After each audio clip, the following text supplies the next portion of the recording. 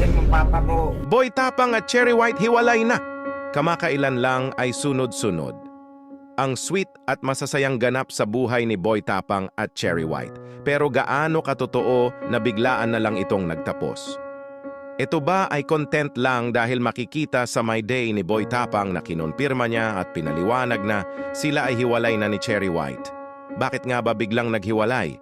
Ang dalawa ng biglaan, makikita din sa mga recent uploads ni Boy Tapang na hindi na niya kasama si Cherry White. At ang huling video ni Boy Tapang ay ang pag-alis ni Cherry White at umiiyak pa ito.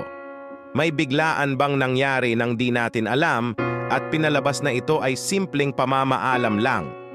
At ang laman ng My Day ni Boy Tapang ay, sasagutin ko na lahat ng mga tanong niyo dahil alam ko naguguluhan kayo lalo na sa mga sumusuporta sa min ni Cherry